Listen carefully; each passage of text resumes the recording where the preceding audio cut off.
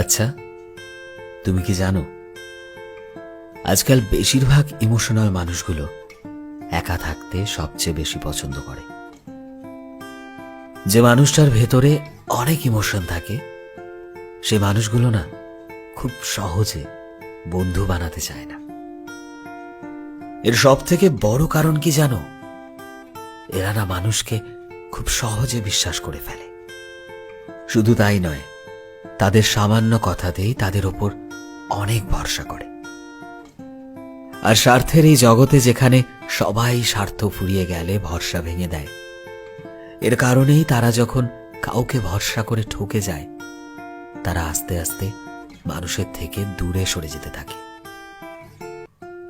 তারা এটাই ভাবে যে আবারও হার্ট হবার একটা চান্স থাকবে, আবারও মন ভাঙার একটা চান্স থাকবে। তখন তো কেউ আর এই ভাঙা মনকে জোড়া লাগাবে না। ইমোশনাল মানুষগুলোর কাছে আসলে অনেক ছোট ছোট জিনিস সব থেকে বেশি ম্যাটার করে। যে জিনিসগুলো হয়তো তোমার আমার কাছে মোটেও মাথা ব্যথার কারণ নয়, কিন্তু সেগুলো ইমোশনাল মানুষদের কাছে একটা বড় বিষয়। এরা তোমার থেকে বিশেষ কিছু চায় না, চায় সামান্য একটু যত্ন আর সামান্য একটু লয়ালিটি, এবং তোমার জীবনে তাদের জন্য প্রায়োরিটি।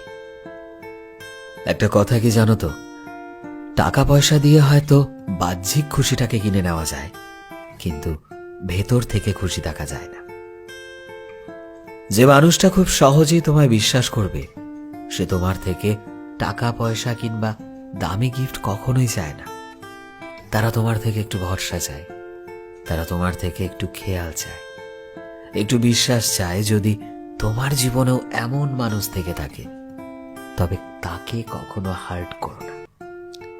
তাকে একটু কাছে ডেকে তাকে একটু আগলে ধরে তোমার ভরসাটা দেখাও। দেখবে জীবনে তাদের চাইতে সত্যিকারের বন্ধু তুমি আর কোথাও পাবে না। আর ইমোশনাল মানুষগুলো কখনো তোমায় ছেড়ে যাবে না, বিশ্বাস করো। সো ফ্রেন্ডস, আমি শোভন ছিলাম তোমাদের সাথে, কলমে বিশ্বজিৎ। ভিডিওটি কেমন লাগলো অবশ্যই কমেন্টে জানিও। তোমরাও চাইলে তোমাদের লেখা আমাদেরকে পাঠাতে পারো। কিভাবে পাঠাবে? এই মুহূর্তে তুমি যদি আমাদের ফেসবুকে দেখে থাকো তাহলে প্লিজ আমাদের ইনবক্স করো, কিংবা ইউটিউবে দেখে থাকলে চ্যানেলের ডেসক্রিপশনে এবং ভিডিও ডেসক্রিপশনে পুরো ডিটেলস দেওয়া রয়েছে, প্লিজ একটু চেক করে নিও। আমাদের ফেসবুক পেজটিকে ফলো করতে ভুলো না। চ্যানেলে নতুন হলে প্লিজ চ্যানেলটিকে সাবস্ক্রাইব করে দিও। আর যারা অলরেডি সাবস্ক্রাইব করেছো তোমাদের সবাইকে অসংখ্য ধন্যবাদ। দেখা হচ্ছে নতুন একটা দিনে নতুন একটা ভিডিওতে। টিল দেন সবাই ভালোবাসায় থেকো এবং সবাইকে ভালোবাসায় রেখো। Thank you.